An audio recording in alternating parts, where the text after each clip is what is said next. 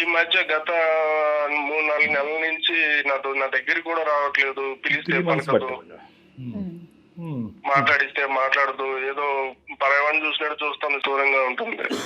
నన్ను రూమ్ లో కూడా రానివ్వట్లేదు సార్, తలుపేసేస్తుంది. నేను హాల్లోనే పడుకుంటున్నాను సార్. ఏమైందంటే ఏం నాతో సరిగ్గా మాట్లాడదు. 10 రోజుల నుంచి చూస్తున్నాను మేడం, తన ఒంటి మీద బంగారు చూస్తున్నాను, ఫోన్లు కొత్త చూస్తున్నాను. ఓ ఫోన్లు, బంగారం కూడా? బంగారం కూడా సార్. మీరు అడిగారా అమ్మాయిని ఎక్కడివి ఏంటని? అడిగినాను మేడం. అడిగితే ఇది అమ్మ వాళ్ళు తీసిచ్చినారు, నీకు కూడా తీసిస్తా అన్నారు, నేనే ఇంటికి రమ్మంటే రానన్నారు. ఏదో చెప్తాను మేడం, సంబంధం లేకుండా. పోలండి, తల్లిదండ్రులు మళ్ళీ ఆ అమ్మాయిని స్వీకరించారన్నమాట అనుకోవాలి కదా. నాకు లేదు సార్. నేను ఒకసారి ఇంటికి వెళ్ళాను సార్. మా మామయ్య వాళ్ళ ఇంటికి వెళ్తే వాళ్ళు నన్ను అక్కడే అవమానించారు. ఇంట్లో కూడా రానివ్వలేదు. మేము ఇప్పుడు వచ్చాము, అంత అబద్ధాలు చెప్పి మళ్ళీ మా ఇంటికి వస్తావు, నువ్వు పోరా బయటికి అన్నారు సార్. ఈ అమ్మాయికి మరి వాళ్ళ అమ్మ వాళ్ళు ఇవ్వలేదండి? అదే మేడం నాకు అర్థం కాలేదు మేడం. అదే తను అడిగితే ఇది తనేమంటుంది, ఇది అమ్మ వాళ్ళు ఇచ్చినారు అంటుంది. వాళ్ళ ఇంట్లో ఏమో మేము తీసిలేదు అంటారు.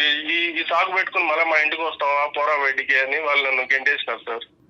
సరే, ఇచ్చిన వాళ్ళు అయితే ఇచ్చామని చెప్పడంలో వాళ్ళు ఎందుకు సంకోచిస్తారు కానీ. అంతే కదా సార్. అదే నాకు అనుమానం ఇచ్చి గట్టిగా అడిగినాను సార్ ఆ పిల్లని. అడిగితే ఏం చెప్పట్లేదు. కానీ తన ఫోన్ లో ఒక ఏదో లవ్ సింబల్ వేసి ఒక ఫోన్ నెంబర్ ఉండే సార్. ఫోన్లు ఇవ్వటం ఆ అమ్మాయి చేతుల్లో కనిపించి తల్లిదండ్రులను ప్రశ్నించేటప్పటికి తల్లిదండ్రులు మేము ఇవ్వలేదు, నువ్వు వెళ్ళిపోరా, నువ్వు మా ఇంట్లో అడుగు పెట్టడానికి లేదని మిమ్మల్ని సాగరంపారు. ఇది కాకుండా మీకు వేరే అనుమానాలు ఏమైనా ఉన్నాయా? సార్ నేను ఎన్నిసార్లు మెకానిక్ షాప్ నుంచి చేస్తూనే ఉంటాను సార్, తినిందో లేదని. ఎన్నిసార్లు చేసినా సరే బిజీ వస్తూనే ఉంటాను సార్. ముందన్నా ఫోన్ నాకు చేసేది సార్ తనకి, ఇప్పుడు చేయట్లా. ఎప్పుడు చాటింగ్ లో ఉంటుంది నేను వచ్చినా సరే. Phone busy, chatting. Okay, chatting. నేను ఇంటికి వచ్చి ఫోన్ చేసేటప్పుడు కూడా నా దగ్గర రాదు. కూర్చొని చాట్ చేసుకుంటూ తనలో తను నవ్వుకుంటా ఉంటది. ఇదంతా పలకదు. ఈ ఫోన్ బిజీ, చాటింగ్ ఇంతకు ముందు ఉండేది కాదు 3 నెలల క్రితం? లేదు సార్ అసలు లేదు. ఇంకానన్నా ఇక్కడ ఇంటి దగ్గర ఒక షాప్ ఉంది సార్. ఆ షాప్ లో అతను మా షాప్ లో పనిచేస్తాడు, వాళ్ళ కొడుకు మా మెకానిక్ షాప్ లో పనిచేస్తాడు. వాళ్ళు చెప్తున్నారు సార్, మీ వైఫ్ ని ఎవరో కార్ లో తీసుకుని వెళ్తున్నారు అది ఇది అని చెప్పి నమ్మలేదు సార్ ముందు. నాకు ఇదంతా చూస్తే అనుమానం వచ్చింది. కార్లో సార్. ఏ టైంలో? షాప్కి వెళ్ళిన వెంటనే వెళ్తుందంట సార్ బయటికి. షాప్ నుంచి వచ్చేసరికి వచ్చేస్తుందంట. షాప్ కి మీ ఇంటికి ఎంత దూరం? షాప్ కి మాకు ఒక ఉంటుంది సార్, 10 కిలోమీటర్లు ఉంటుంది సార్. అదా, ఓకే. ఇంటి దగ్గరే షాప్ అని అనుకున్నాను నేను. అంటే ప్రతిరోజు జరుగుతుందంటండి? రోజు వెళ్తుందంటే మేడం, వాళ్ళు కనిపించినప్పుడు చెప్తున్నారు మేడం నాకు ఇట్లా వెళ్తుంది అంటే. నేను వాళ్ళ దగ్గర ఇంకా నా పరువు పోతుంది కదా మేడం. లేదు వాళ్ళు మాకు తెలిసిన వాళ్ళు అని చెప్పి నేను ఏదో మాట్లాడుతున్నాను. కానీ సరే, ఈ 3 కలిపితే నీకు అనుమానం వస్తుంది. అనుమానం వచ్చి నేను కూడా వెళ్ళాను సార్ ఒకసారి. ఇంటికి వెళ్తే నా ముందు ఒకసారి కార్లో వెళ్ళింది. నీ కళ్ళతో కూడా చూసావు? ఓకే. నేను చూసాను సార్. నేను చూసి వెనకాల వెళ్ళాను. వెనకాల వెళ్తే షాపింగ్కి వెళ్తాంది, సినిమాకి వెళ్తాంది. నాకు తట్టుకోలేకపోతున్నాను సార్ నేను. ఎవరు ఆ పక్కన ఉన్నవాడు? ఎవరు అతను? ఎవరో తెలియదు సార్ నాకు కూడా. ఆ రోజు రాత్రి అడుగుదాం అనుకున్నాం కానీ అది అమ్మాయికి రాదు సార్. అది ఏం చేసుకుంటుందో, నేను ఇట్లా అనుమానించాను తెలిస్తే ఎంత బాధపడుతుందో అని చెప్పి నేను అడగలేకపోయాను సార్ ఇన్ని రోజులు. అంత బిజీగా ఉన్న అమ్మాయికి ఎలా అవుతాయి? అమ్మాయి ఫుల్ టైం జాబ్ లో ఉన్నట్టుంది. ఎవరికి అడిగేసినా సార్ మనసు చంపుకొని ఏదైతే అయింది అని చెప్పుకొని అడిగితే నీకు తెలియదు, నువ్వు అనుమానిస్తాను అని చెప్పి తిరిగి నన్నే అంటాను సార్. నీదే అనుమానం అంటుందా? నేను నా కల్లారా నేను చూసాను అంటుంటే కూడా నమ్మట్లేదు సార్. లేదు నువ్వు ఎవరినో చూసినావు, నేను ఒక్కటే వెళ్ళాను, ఎవరితో వెళ్ళలేదు అని ఇలా నాతో వాగ్వాదాలు పెడతాను సార్. ఆ స్మార్ట్ ఫోన్లు ఏవో ఉన్నాయి కదా, ఒక 2-3 ఫోటోలు వీడియోలు తీయలేకపోయావు? కార్ నెంబరు మాల్లో అక్కడ తిరుగుతున్నప్పుడు వాళ్ళని చూడగానే అసలు నాకు కాళ్ళు చేతులు ఆడట్లేదు సార్. ఆ టైంలో నేను పెట్టుకుంటాను సార్. కానీ మీరు చెప్తున్నదంతా నిజమని మేము ఎలా నమ్మాలి అని అంటున్నా వినోద్. తనే చెప్తాను సార్. తర్వాత నేను అడిగే కొద్ది అవును నా ఫ్రెండ్ అని చెప్పింది సార్. తనే ఒప్పుకుంది. ఫ్రెండ్ అందా? ఒప్పుకుంది. నేను చాలా రోజులుగా అడిగితే అవును అని చెప్పి నాకే చెప్పేసరికి నేను ఏం చేయాలో అర్థం కావట్లేదు సార్. ఇట్లా మా అమ్మ వాళ్ళ దగ్గరికి పోలేను, ఇట్లా వాళ్ళ అమ్మ నాన్నని అడగలేను. ఫ్రెండ్ అయితే దానికంటూ ఒక లిమిటేషన్ లేదా, ఒక గీత ఉంటుంది కదా. అంటే ఫ్రెండ్లు ఉండటం తప్పలేదు, వాళ్ళతో వెళ్ళటం తప్పలేదు. కానీ నువ్వు లేనప్పుడు ప్రత్యేకించి ఎందుకు వెళ్ళాలి? నీకు తెలియకుండా సీక్రెటివ్ ఈ కథను ఎందుకు నడిపించాలి? దాన్ని ఫ్రెండ్షిప్ అని ఎలా అంటాం మనం? నేను అది ఆ మాట అంటే నువ్వు అనుమానిస్తున్నావు, నేను అట్లాంటి తప్పు చేసే అమ్మాయిని కాదు. సో దానికి మించి ఫ్రెండ్షిప్ కి మించి ఏం పెద్ద వాళ్ళిద్దరి మధ్యన జరగలేదు అని అందా ఆ అబ్బాయికి తనకి? అంటుంది సార్, అంటుంది కానీ ఇప్పుడు నాకుంటది కదా సార్, నా భయాలు నాకు ఉంటది కదా సార్, నాకేట దూరం ఓకే, నీకు దూరం అయిపోద్దని ఇన్సెక్యూరిటీ ఉంటుంది. ఈ అబ్బాయి ఎవరు తెలియట్లేదు, తను ఎవరు నాకు కూడా తెలియదు. అడుగుతా అంటే చెప్పట్లేదు సార్. మరి ఏమంటావు ఇప్పుడు? తనతో మాట్లాడి ఎవరు ఆ అబ్బాయి అనేది మనం తెలుసుకోవాలా? నీ ఉద్దేశం ఏంటన్నా, దేని గురించి మాకు చేసావు? సార్ నేను చాలా సార్లు ప్రయత్నించినాను సార్, ఎన్ని రోజులు భయపడింది తను ఏమైనా చేసేసుకుంటాదేమో అని భయపడినాను సార్. చివరికి అడిగితే నీకు నా మీద నమ్మకం లేదా అని చెప్పి నన్నే. అయ్యో, బాధపడకండి వినోద్. లేదులే వినోద్, అడుగుదాం, మన ప్రయత్నం మనం చేద్దాం. సర్లే, ఒంట్లో ఉంటానన్నా కూడా ఇష్టమో తను అలా ఉండమని చెప్పాను సార్ నేను. సర్లే తనకు బోర్ కొట్టింది, ఉదయం నుంచి సాయంకాలం వరకు కూర్చొని ఇంకా బయటకు వెళ్ళింది. అలా ఇలాంటి అమ్మాయిని ఎక్కించుకోవడానికి చాలా మంది ఉంటారు కారులో వచ్చి. ఒకసారి మరి మాట్లాడదాం కళ్యాణ్ గారు. అమ్మాయితో మాట్లాడితే తన ఉద్దేశం ఏంటి, తినే తప్పుగా అర్థం చేసుకుంటున్నాడా లేదా ఏం జరుగుతుంది అనేది మనం తెలుసుకోవచ్చు. మీరు అన్నట్లుగా వినోద్, మీరైతే దేనికైనా సిద్ధంగా ఉండండి. ఒకసారి మరి తనకి నువ్వే కలుపు ఫోన్. ఒకసారి చేయండి. చూద్దాం సార్, మీరు అమ్మాయితో మాట్లాడితే మీకు ఒక ఐడియా ఫామ్ అవుతుంది కదా. హలో హలో హలో హలో, తిన్నావా? ఇందాకే చేసావు, మళ్ళీ ఎందుకు చేస్తున్నావు? ఎందుకంత కోపం నా మీద? నేను ఏం అడిగినా నిన్ను? పదే ఎందుకు కాల్ చేస్తున్నావు అంటున్నాను. మీ కోపడకమే, నేను చెప్పేది నువ్వు ఎందుకు ఇన్ని రోజుల నుంచి తేడాగా ప్రవర్తిస్తున్నావు? నేను నీకేమైనా అనుమానంగా నేను అనుమానిస్తున్నాను? నేను చెప్పు, నేను అడిగాను తప్ప. ఇన్నిసార్లు కాల్ చేసి సన్మానించడం అని అంటారు కదా, ఏంటి నా మీద ఏంటి డౌటా నీకు ఇన్నిసార్లు కాల్ చేయడానికి? మరి ఎప్పుడు చేసినా బిజీ వస్తానే ఉంటుంది. ఇందుకు ముందన్నా నువ్వు నాకు వెనక్కి చేసేదాన్ని, ఇప్పుడు అది కూడా చేయట్లేదు కదా నువ్వు నాకు. బిజీ ఉంటే ఎవరు కాల్ తీయరు. నీకు నాతో మాట్లాడే ఇష్టం లేదు, నాకు అర్థమైపోయింది. ఒకసారి మాట్లాడతారంటే నీతో సార్ మాట్లాడు సార్. ఎవరు? హలో అమ్మా. హలో అమ్మ, నమస్తే అమ్మా. ఎవరు? లాస్ట్ నా పేరు డాక్టర్ కళ్యాణ్ చక్రవర్తి అమ్మ. సుమన్ టీవీ అందమైన జీవితం నుంచి మాట్లాడుతున్నాను. నాతో పాటు సీనియర్ యాంకర్ జయ గారు కూడా ఉన్నారు ఇక్కడ. ఓకేనా? అంటే ఏం లేదమ్మా, వినోద్ మాకు ఈమెయిల్ పంపించాడు. చాలా బాధలో ఉన్నాడు. అతని జీవితంలో తనకు కావాల్సినటువంటి ఒక అమ్మాయి ఎవరి గురించి అయితే తను బాగా కోరుకున్నాడో ఆ అమ్మాయి తన జీవితంలో ప్రవేశించింది. సడన్ గా ఒక 2 to 3 months బట్టి మీలో ఒక మార్పు వచ్చింది. అతన్ని పెద్ద పట్టించుకోవట్లేదు, అతనికి పెద్ద ఇంపార్టెన్స్ ఇవ్వట్లేదని అతను చాలా లోన్లీగా ఫీల్ అయ్యి మాకు ఈమెయిల్ పంపించి, అసలు నా భార్య లాస్యలో మనసులో ఏముందో దాగుందో నాకు తెలియట్లేదండి, నేను అడగటానికి ప్రయత్నం చేస్తే కనుక నేను చచ్చిపోతాను, నువ్వు ఇలా అనుమానిస్తున్నావు అనే విధంగా మీరు మాట్లాడుతున్నారంట. సో అతను అడగలేక అతను అడగవలసినటువంటి ప్రశ్నలు మా ద్వారా అడిగిస్తున్నాడమ్మా. ఓకే, ఇప్పుడు ఆయన అనుమానిస్తున్నాడు అని నేను అనడంలో తప్పులేదు కదా సార్? అంటే నాకు తెలియదమ్మా, అసలు మీ వర్జన్ అనేది ఏంటో నాకు తెలియదు. అంటే అతని వర్షన్ మీకు అనుమానం లాగా అనిపిస్తోందా? వైఫ్ ని ఇష్టపడి చేసుకున్నాను అన్నాడు కదా, మరి పబ్లిక్ లో పెట్టి బ్లేమ్ చేయడం ఇదంతా కరెక్ట్ కాదు కదా. అంటే పబ్లిక్ లో అంటే కాదమ్మా, పబ్లిష్ ఎవరు చేయమన్నారు? అలా కదమ్మా, అందుగురించి we want to hear your version అమ్మా. మేము ఎటువంటి కన్క్లూజన్ కి రాలే. అతను వచ్చి ఏదో మాతో చెప్పినంత మాత్రాన అతను ఏదో బాధితుడి స్థానంలో ఉన్నాడు, నువ్వేదో కల్ప్రిట్ స్థానంలో ఉన్నావు అన్నట్టుగా మేము మాట్లాడట్లే. అసలు మీ ఇద్దరి మధ్యన లాస్ట్ 2 to 3 months బట్టి ఎటువంటి డిఫరెన్స్ ఆఫ్ ఒపీనియన్ వచ్చిందన్నది చెప్పమ్మా. చాలా అంతే. ఇప్పుడు మా ఇద్దరి పర్సనల్ లైఫ్ లో జరిగే విషయాలన్నీ మీకెందుకు షేర్ చేయాలి సార్ నేను? Right, okay. ఇప్పుడు అలా అంటే కనుక నా బండికి బ్రేకులు పడిపోతాయమ్మా. ఇక్కడిసి మీరిద్దరూ ఇష్టపడి, చిన్నప్పటి నుంచి బాగా ఇష్టపడి, మీరిద్దరు ప్రేమించుకుని పెద్దలకి ఇష్టం లేకుండా పెళ్లి చేసుకున్నారు. ఈ సందిగ్ధ పరిస్థితుల్లోంచి మిమ్మల్ని ఇద్దరిని బయటకు లాగటానికి స్నేహితులు లేరు, కుటుంబ సభ్యులు లేరు. అలాంటప్పుడు మేమే కదమ్మా ఇక్కడ పెద్దల తరహా పాత్ర పోషించాలి. ఇప్పుడు అతను అనుమానిస్తున్నాడని నువ్వు బాధపడుతున్నావు, నా భార్య నాతో పాటు సహకరించట్లేదని అతను బాధపడుతున్నాడు. ఎవరికెళ్ళి చెప్పుకుంటారు మీరు? ఆ విధంగా అతను మాకు వచ్చి చెప్పుకున్నాడు కాబట్టి మేము ముందస్తు ఏంటంటే కొన్ని 100,000 మెయిల్స్ వచ్చినా కూడా అవన్నీ పక్కన పెట్టి ఈ అబ్బాయి చచ్చిపోతానంటున్నాడు, విపరీతమైనటువంటి శోభలో ఉన్నాడని చెప్పి మేము ఫోన్ చేసి ఓ సహాయకర చర్యగా మేము ముందుకు వచ్చాం. మీకెందుకు చెప్పాలి అంటే మేము ఏమీ మాట్లాడలేము తల్లి. అమ్మ, ఏదైనా సమస్య ఉన్నప్పుడు పరిష్కరించుకోవాలి కదా లాస్య. మీరు చదువుకున్న వాళ్ళు, మీ ఇద్దరి మధ్య సమస్య ఉంది, కాబట్టి థర్డ్ పర్సన్ దగ్గరికి అది అందమైన జీవితం సుమన్ టీవీ డాక్టర్ కళ్యాణ్ చక్రవర్తి గారు ఉన్నారు అని చెప్పి తను ట్రస్ట్ చేసి మా దాకా వచ్చారు. ఫైనల్ గా నువ్వే అప్రిషియేట్ చేస్తావు చూడమ్మా. అది అంటే ఇప్పుడు నేను ఏం తప్పు చేశానండి అంతలా తీసుకొచ్చి చెప్పడం? అంటే ఇప్పుడు ఎందుకు పబ్లిక్ చేశారు అని అంటున్నాను నేను. మీరు తప్పు చేయాలి. ఏం చేశానని చెప్పాడు? నేను ఆయన బాగానే చూసుకుంటున్నాను కదా, చేసుకున్నాను బాగానే చూసుకుంటున్నాను కదా. ఏం తక్కువ చేశాను ఆయనకి? అమ్మా ఏం తప్పు చేసావు? తప్పు అనే మాట అనలేదమ్మా అతను. ఓకే బాగుండట్లేదు, కొన్ని మంత్స్ నుంచి బాగుండట్లేదు అంటున్నారు కదా.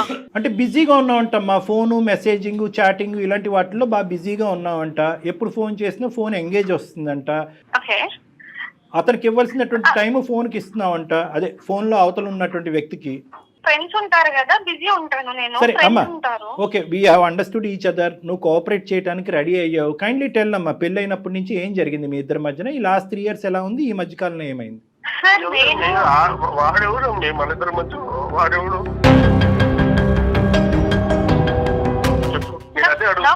నా ఫ్రెండ్ అంటున్నాను కదా. నేను ఏ ఫ్రెండ్షిప్ చేస్తే నీకెందుకు వచ్చింది బాగా? అరే నేను ఎవరు? నీ మొగుడిని కాదా? నేను అడగకూడదు, నాకు హక్కు లేదు. నాకు అది కదమ్మా, ఫ్రెండ్ అయితే కనుక మీ హస్బెండ్ కూడా ఫ్రెండ్ చెయ్యమ్మా. ఎవరికి తెలియనటువంటి గోప్యంగా ఉంచే ఫ్రెండ్ ఎందుకు అనుమానాలు దారి తీస్తుంది కదా. సార్ అతనికి నాకు ఎంగేజ్మెంట్ చేద్దాం అనుకున్నాను. సో మేము అవును యా అనుకున్నప్పుడు అదే ఇందాక వినోద్ చెప్పిన పెళ్లి చూపులు అతనితోనేనమ్మా? అవునండి. సో మా పేరెంట్స్ చేయాలనుకున్నారు. అప్పుడు నేను మా మామ మీద నాకు చాలా లవ్ అండ్ కేర్ అఫెక్షన్ చాలా ఉంది అప్పుడు. కాబట్టి నేను అప్పుడు అతను ఓకే చేయలేదు. నేను చెప్పాను నాకు ఆల్రెడీ ఉన్నారు, ఇంకా ఆయన చేసుకుంటాను, so that's why I cannot marry you అని చెప్పినప్పుడు we exchange our numbers. You wanted to continue as friends అమ్మా? Yeah, as a good friend. We want to continue our friendship. So అలాగే అవును we are continuing. ఎందుకంటే తనకి నా maturity కానివ్వండి, తనకి నా బిహేవియర్ కానివ్వండి నచ్చింది. అందుకని he said మనం ఫ్రెండ్స్ గుడ్ ఫ్రెండ్స్ గా ఉంటే బాగుంటుంది అన్నారు. So I don't want to hurt him. అందుకని నేను ఒక గుడ్ ఫ్రెండ్ గా ఉంటున్నాను తనతో. దాంట్లో బిజీగా ఉండడంలో తప్పేముంది? ఇప్పుడు కాదు కదా, ఇంకా అవ్వలేదమ్మా. సో ఆ ఫ్రెండ్షిప్ ఎలాగా కంటిన్యూ అయిందమ్మా? ఈ 3 years పాటు మీ మ్యారేజ్ అయిన తర్వాత కూడా కంటిన్యూ అయిందా? అవునండి, అవుతుంది. ఎందుకు మరి 3 years అంటే కనుక 3 into 365 days, ఈ 3 into 366 రోజుల పాటు నీకు పరిచయం అయినటువంటి పెళ్లి చూపుల్లో పరిచయం అయినటువంటి ఆ ఫ్రెండ్ని మీ భర్తకి తెలియకుండా ఉంచవలసినటువంటి అవసరం ఏముంది? ఎందుకు మీ భర్తకి ఇంట్రడ్యూస్ చేయలేదు? మీ ఇంటి వరకు ఎందుకు రాలేదు? అది నా పర్సనల్ లైఫ్ కదండి. పర్సనల్ లైఫ్ ఏనమ్మా, కాదనట్లేదు. ఇంత ప్రేమించుకుని పెద్దల్ని కాదనుకుని ముందుకు వచ్చినటువంటి మీ ఇద్దరు పర్సనల్ ఏంటమ్మా? ఇది ఇంటర్ పర్సనల్ అవ్వాలి. నేనప్పుడు తను ఇష్టపడ్డప్పుడు అవును ఇష్టపడ్డాను, I like him, that's why I got married with. కానీ నా లైఫ్ ఎలా ఉండాలి, ఎలా డిజైన్ చేసుకోవాలి అప్పుడు నాకు తెలియదు. అప్పుడు నాకు తను నచ్చారు కాబట్టి అలా అనుకున్నాను. కానీ నాకు వాట్ ఈస్ వాట్ అని చెప్పేసి అర్థమవుతుంది ఇప్పుడు తినతో ఫ్రెండ్షిప్ చేసి. కొత్త ఫ్రెండ్ మీకు నేర్పిస్తున్నాడని అనేది నాకు తినతో ఫ్రెండ్షిప్ వల్ల అర్థమైంది. అందుకని నాకు ఫ్రెండ్షిప్ ఇంపార్టెంట్ అయిపోయింది. ఫ్రెండ్ కి మ్యారేజ్ అయ్యిందండి? సారీ, మీ ఫ్రెండ్ కి మ్యారేజ్ అయిందా? పెళ్లి అయిందా? అయింది. మనకి మ్యారేజ్ అయింది. మరి ఆవిడ మీ ఫ్రెండ్ బెండు తీయట్లేదా? మరి అదేంటమ్మా, ఆవిడకి తెలుసా? తెలీదండి మాకు.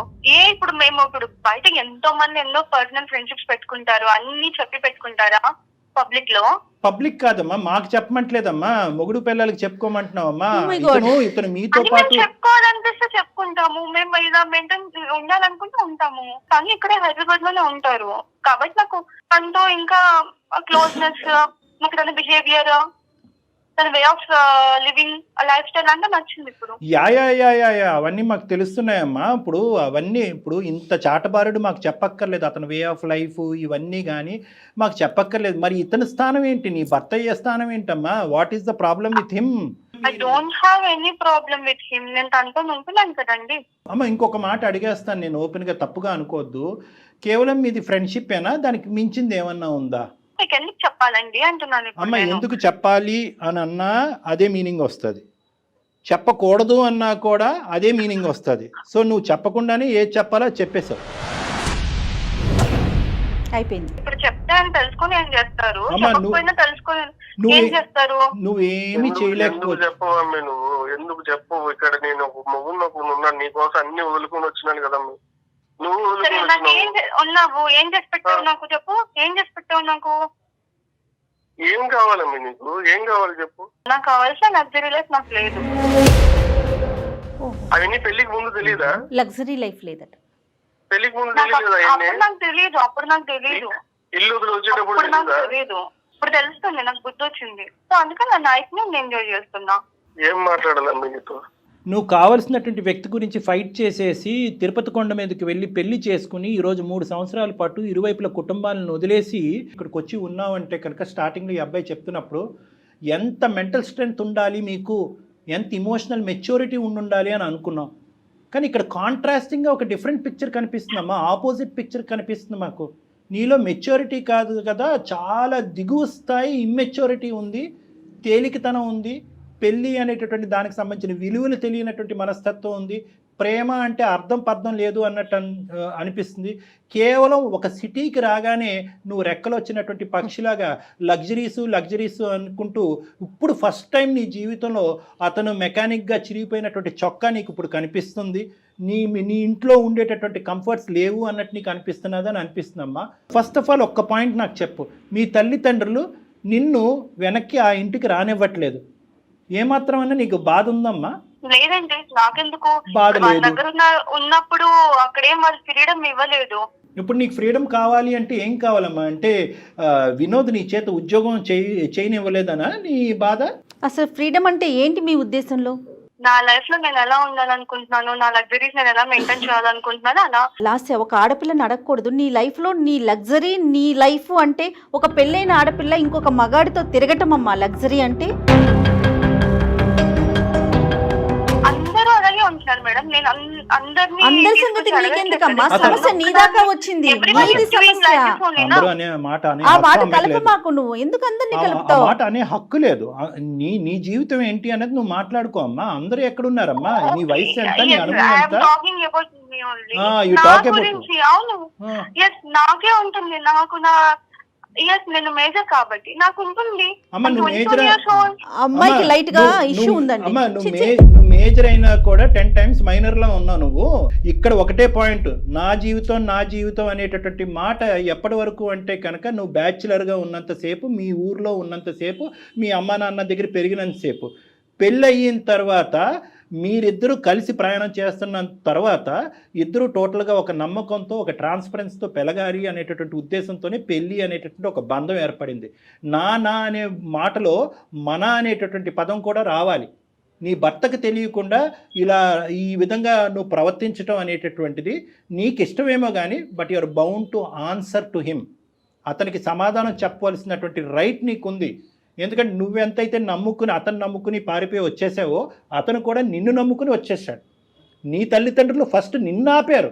నువ్వు బీటెక్ చదివేవమ్మా, వాడు మెకానిక్, ఐటీఐ మధ్యలో ఆపేశాడు. వద్దు అమ్మ అంటే కనుక నోనో నాన్న వాడే కావాలి, ఐ వాంట్ హిమ్ అని చెప్పుకుంటూ అతను వెనకతలు తోకలాగా పరిగెట్టుకుని వచ్చావు.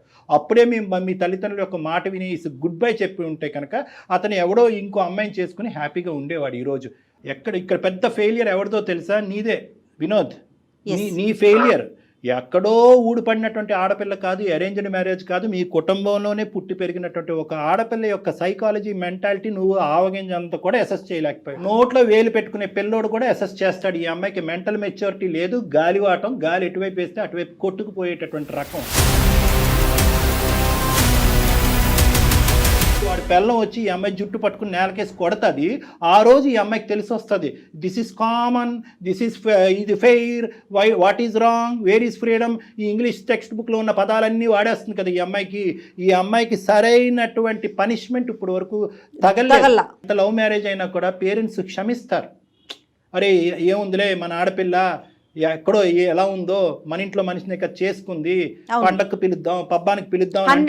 3 years పాటు ఈ అమ్మాయిని ఇప్పటికి కూడా గడప తొక్కనివ్వలేదు అంటే కనుక ఈ అమ్మాయి మొండి వైఖరి. వాళ్ళు మొదటి నుంచే స్టడీ చేసి ఈ రోజు వచ్చినటువంటి అమ్మాయి మళ్ళీ మన ఇంట్లో ఏం పెంట పెడతాది రా బాబు, ఎక్కడుంటే అక్కడే ఉన్నాయి అని చెప్పి ఆ అమ్మాయికి దండం పెట్టి నీ నెత్తిమే పెట్టి వదిలేశారు. ఈ గుడిబండను తెచ్చుకుని నీ నెత్తిమే పెట్టుకున్నాను. సార్ పెళ్లికి ముందు ఇట్లా లేదు కదా సార్. నేనంటే ప్రాణం అనింది, నేనంటేనే ఇష్టపడింది. లేదు, నువ్వు ఎవరితో నన్ను ఉన్నావని నేను వచ్చి చూస్తున్నానా? లేదు కదా. తెలీదా దయచేసి మాట్లాడకండి. వచ్చి చూస్తున్నాను, నువ్వే వెనకొచ్చి ఎంక్వైరీ చేస్తున్నావు. నేను చేస్తున్నాను. అమ్మ కనిపించేటటువంటి వాటి గురించి మాట్లాడదాం అమ్మ. నువ్వు ఫోన్ చేసినప్పుడు అతను ఫోన్ ఎంగేజ్ రాలేదు, నువ్వు మెసేజ్లు పెట్టినప్పుడు అతను తిరిగి మెసేజ్లు పెడుతున్నాడు. ఏ టైం వచ్చినప్పుడు ఎప్పుడు వెళ్ళినా కూడా ఆ మెకానిక్ షెడ్లో స్క్రూలు బిగించుకుంటూ కూర్చున్నాడు. నువ్వేమో వచ్చి కారుల్లో తిరుగుతావు కదా. అతను ఏమన్నా కార్ల మీద తిరిగాడా? నీకు ఆల్రెడీ పెళ్ళయింది, అక్కడ అడ్డంగా దొరికే ఆల్రెడీ అతనికి పెళ్ళైపోయింది, అతనికి ఒక భార్య ఉంది, మీది ఒక ఫ్రెండ్షిప్, దానికి ఒక గొప్ప పదం. ఈ పదాలు ఎక్కడ దొరుకుతున్నాయో భగవంతుడా, దాన్ని తీసుకొచ్చి పెట్టేసుకున్నావు. దాన్ని ఎక్కడి దాకా తీసుకెళ్తావు? మ్యారేజ్ అనేది ఒక ఆప్షన్ అంతే కదా. పెట్టుకుంటారు కదా. అవునా? ఇప్పుడు నచ్చిన డేస్ ట్రావెల్ చేస్తారు, లేకపోతే వదిలేస్తారు. దానికి ఎందుకు ఇంత? వదిలేమ్మా, మాకు కొత్త నిర్వచనాలు చెప్పొద్దమ్మా. దయచేసి ఈ నిర్వచనాలు మాకు దయచేసి చెప్పొద్దు. Marriage is an option, ABC ఇలాంటివన్నీ మాకు అనవసరం. ఒకటేనమ్మా, కేవలం ఇది ఒక గుట్టుగా ఉన్నంత సేపే ఈ మాట తీరు. ఇదే పంచాయతీ ఓపెన్గా నీ బాయ్ ఫ్రెండ్ వాళ్ళ భార్య వాళ్ళ కుటుంబ సభ్యుల మధ్యన పెడదామా రేపు మధ్యాహ్నం? మీరు పెడదామంటే నేను రెడీ. ఇప్పుడు నేను మళ్ళీ చెప్తున్నాను, పర్సనల్ లైఫ్ లోకి ఇన్వాల్వ్ అవ్వను అని అవుతున్నారు మీరు. కాదు తప్పదమ్మా, తప్పదు. నువ్వు ఎందుకంటే మాకు నేర్పించేస్తున్నావు, ఇక్కడ ఓనమాలు నేర్పించేస్తున్నావు. మ్యారేజ్ అంటే నిర్వచనం, మ్యారేజ్ ఇస్ అన్ ఆప్షన్. ఇది వాళ్ళ వైఫ్ తో అతను హ్యాపీగా లేడేమో, అందుకని నాతో ఫ్రెండ్షిప్ చేస్తున్నాడు అంటుంది. అది ఆ అమ్మాయి చెప్తాదిలేమో నీకు వచ్చి. అమ్మ పిచ్చికి కూడా హద్దు ఉందమ్మా. అమ్మ నువ్వు మాట్లాడేటటువంటి అన్ని పిచ్చి మాటలు, ఇమ్మెచ్యూరిటీతో కూడినటువంటి మాటలు, తెలివితేటలు లేనటువంటి. మరి వాళ్ళ వైఫ్ మరి తిని ఎక్కడికి వెళ్తున్నాడు, ఏం చేస్తున్నాడు అవన్నీ ఎందుకు చూడట్లేదు కదా. ఇప్పుడు ఏం చూస్తున్నారు కదా, అబ్జర్వ్ చేస్తున్నారు. ఆవిడ అబ్జర్వ్ చేసుకోవట్లేదు కదా. ఇలాంటి వాటికని అమ్మ, ఇలాంటి వాటికని మేము సమాధానాలు చెప్పము.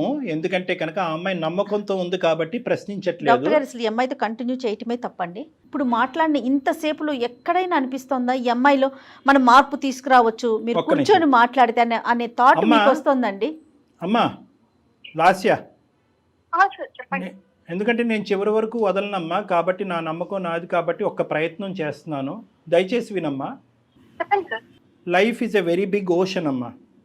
ఈరోజు నువ్వు నిలబడినటువంటి ఎక్కడైతే నువ్వు నిలబడ్డావో, ఏవైతే ఆలోచిస్తున్నావో, ఏవైతే అనుభవిస్తున్నావో, ఇవన్నీ కూడా ఊహాజనకం. మనకి ఏదన్నా శిక్ష పడేటటువంటి పరిస్థితి వచ్చేంత వరకు ఇవి నిలబడతాయి. నువ్వు ఇంకా ఊహించుకోవట్లేదు. నీలో ఉన్నటువంటి ప్రధానమైనటువంటి లోపం ఏంటంటే పరిణామాల గురించి ఆలోచించట్లేదు తల్లి. నువ్వు నాకు నీ మీద కోపం రావట్లేదు, జాలేస్తుంది.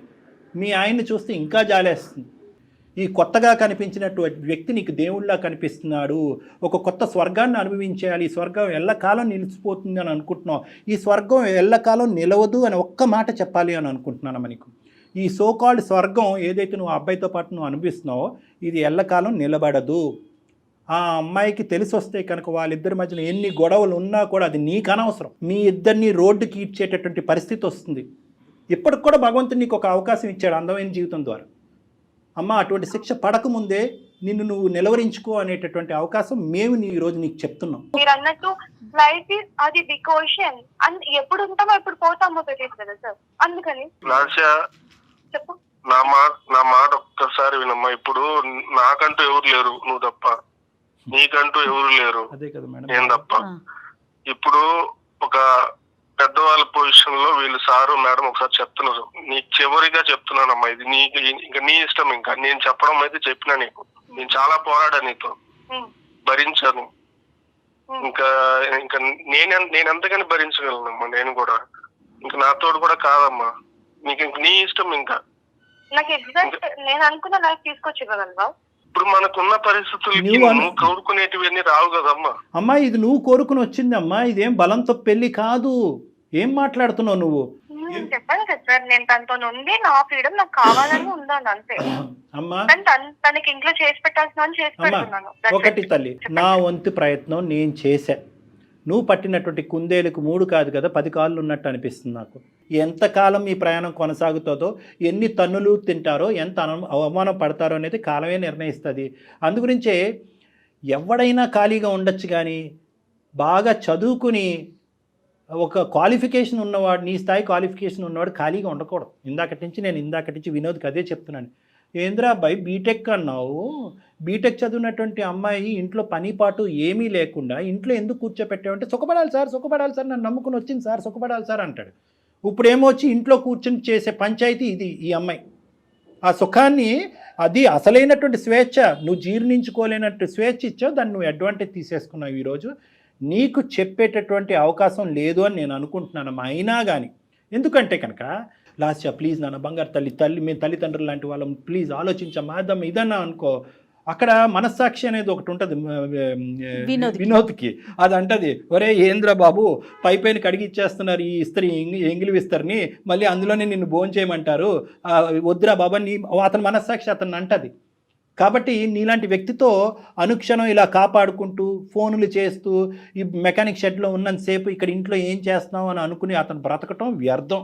కాబట్టి అందుకే అతను ఇప్పుడు ఒక మాట అన్నాడు, ఏమన్నాడు, ఎంతకాలం నేను మాత్రం భరిస్తాను. వినోద్ ఏం చేద్దాం చెప్పండి వినోద్, మీ ఒపీనియన్ చెప్పండి.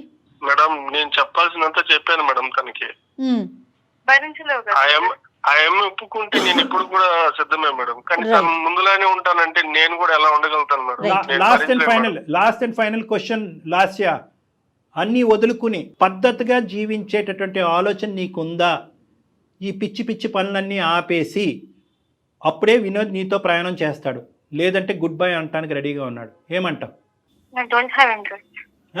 You don't have interest in this marriage or that person? You don't have interest in Vinod?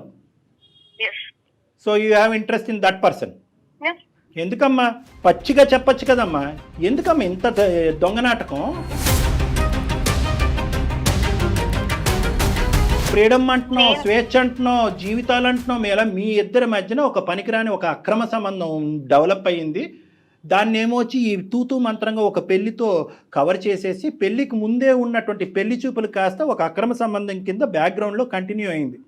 అంటే మీ పెళ్లి 3 సంవత్సరాలు, మీ యొక్క దొంగ రిలేషన్షిప్కు 4 సంవత్సరాలు. ఇది మాట్లాడకుండా ఏవేవో మాట్లాడుతున్నావు ఏంటి నువ్వు? మీకు మేము చేతులు జోడించి బతిమాలాలా? అమ్మ తల్లిదండ్రులు లాంటి వాళ్ళం మారమ్మా, నీకు పరుగు పోతుందమ్మా, కుటుంబం రోడ్డు మీకు వస్తుందమ్మా అని చెప్పి నిన్ను బతిమాలాలా? వద్దమ్మా అయిపోయిందమ్మా, నీకు ఇవ్వాల్సినటువంటి టైం చాలా ఇచ్చాము. వినోద్, ఇటువంటి అమ్మాయిని నువ్వు ఆలోచించకుండా, తెలివితేటలు లేకుండా, అసెస్ చేయకుండా పరిగెట్టుకుంటూ వెళ్ళి పెళ్లి చేసేసుకున్నావు. ఇప్పటికైనా మీ ఇద్దరి మధ్యన పిల్ల జల్లా ఎవరు లేరు కాబట్టి, ఎటువంటి బాధ్యత బరువు లేదు కాబట్టి ఇప్పటికైనా సంతోషంగా సుఖంగా గుడ్ బై చెప్పేసి ఆ అమ్మాయికి నీ జీవితం ఏంటి అన్నది నువ్వు బతుకు. ఆ అమ్మాయి కంటే ఇలా వదలటం, ఎక్కడికక్కడ కట్ చేయటం అలవాటే. అక్కడ తల్లిదండ్రులు కట్ చేసింది, ఇప్పుడు నిన్ను కట్ చేసింది, రేపు ఆడి దగ్గరికి వెళ్తుంది, ఆడిని కట్ చేస్తుంది. ఈ అమ్మాయి జంపింగ్ జాకులు అంటారు వీళ్ళని. లాస్య చాలా సంతోషం అమ్మా, ఇంతవరకు మాతో మాట్లాడినందుకు, నీలాంటి ఒక గొప్ప వ్యక్తితో మాట్లాడినందుకు. మధ్యలోనే నేను చెప్పాను డాక్టర్ గారికి ఇది వర్కౌట్ అయ్యే విషయమే కాదని, పాపం ఆయనే లేదు అని మాట్లాడుతూ ఇక్కడ దాకా వచ్చారు. చాలా సంతోషం తల్లి. నీ అభిప్రాయాల్ని, నీ ఒపీనియన్ని పూర్తిగా నీ దగ్గర ఉంచుకో. సమాజం మీద మాత్రం రుద్దమాకమ్మ, ఈ సమాజం మీద మాత్రం ఎట్టి పరిస్థితుల్లో రుద్దకు తల్లి. నమస్తే, పెట్టేసే తల్లి ఫోన్. ఎప్పుడో చెప్పాను కదా, independent women and free bird అని. Bye ma'am. Oh my god, ఆ అమ్మాయి బాగా తగ్గించినట్టున్నాం మనం. మీకు నేను మధ్యలోనే అన్నాను కదా డాక్టర్ గారు, కానీ మీరేమన్నారు, లేదు జయ గారు ఒకసారి మాట్లాడదాం, ఇంకొంచెం మాట్లాడదాం అన్నారు కదా. ఆ అబ్బాయి గురించి మేడం, ఆ అబ్బాయి గురించి మీరు ఆలోచించారు. తను చాలా డిస్టర్బ్డ్ క్యారెక్టర్ అండి. వినోద్ తనకేం చెప్తారో చూడండి కళ్యాణ్ గారు. వినోద్, ఇప్పుడు నువ్వు హ్యాపీగా ఉండాలి, అర్థమైందా? నీకు కావలసినటువంటి, ఇందాక నేను స్టార్టింగ్లోనే చెప్పాను, చేదైనటువంటి నిజాలు నీకు వినిపిస్తాయి.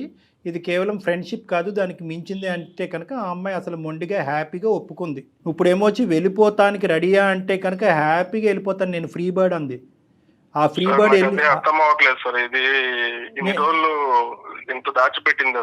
నానా, ఆ ఫ్రీ బర్డ్ ఎగిరి మళ్ళీ అది ఎగిరి ఇంకో పంజరంలో చిక్కుంటది. అది గుర్తుపెట్టుకో, సర్వనాశనం అవుతాయి అటువంటి జీవితాలు. అలాంటివి మా దగ్గర శతకోట్ల ఎగ్జాంపుల్స్ ఉన్నాయి ఇన్ని సంవత్సరాల మా అనుభవంలో. ఇంకొకటి కూడా నేను చెప్తున్నా, నువ్వు హ్యాపీగా ఉండటం అనేది ఎంత ఇంపార్టెంటో, మొండిగా ఉండటం కూడా అనేది అంత ఇంపార్టెంట్. ఆ అమ్మాయి అక్కడ ఇక్కడ ఆ పెంట ఈ పెంటలోకి వెళ్ళి అన్ని ముళ్ళు గుచ్చిపించుకుని మళ్ళీ నీ దగ్గరికే వస్తుంది. ఎందుకంటే నీది మహాసముద్రం కదా నీ గుండె. మళ్ళీ తలుపు కొడతాయి, తీరానైనా నేను లోపలికి వస్తా. అక్కడ కూడా ఈ అమ్మాయికి అవకాశం ఇవ్వకుండా ఉండేటటువంటి మొండి ధైర్యం నువ్వు పెంపొందించుకోవాలి. యాజ్ ఆఫ్ నౌ ఆ అమ్మాయి ఫ్రీ బర్డ్ కాదు, నువ్వు ఫ్రీ బర్డ్వి. ఇందాక నేను చెప్పినట్టుగా నా అనేటటువంటి అసలు సిసలైనటువంటి కుటుంబం దగ్గర వెళ్ళిపోయి హైదరాబాద్లో ఒంటరిగా ఉండద్దు. ఏం చేసుకున్నా కూడా నీ కుటుంబంతో పాటు నువ్వు హ్యాపీగా ఉండొచ్చు. ఆ ఇరువైపుల కుటుంబాలకి మొత్తం కథంతా చెప్పు. మళ్ళీ ఏ మొక్కం పెట్టుకుని వెళ్తాం సార్ ఇంటికి? ఏం తప్పు చేసావని నాన్న? నువ్వేం చేయలేదు, నువ్వేం తప్పు చేసావు? నచ్చినటువంటి అమ్మాయితో ప్రయాణం మొదలు పెట్టాలని ముందుకు వచ్చావు, పెద్దలు ఆశీర్వదించలేదు. ఈరోజు మీరిద్దరు ప్రయాణం ముందుకు వెళ్ళుంటే కనుక మరి నీ తప్పే ఉంది ఇక్కడ. ఆ అమ్మాయి మధ్యలోనే గుడ్ బై చెప్పింది.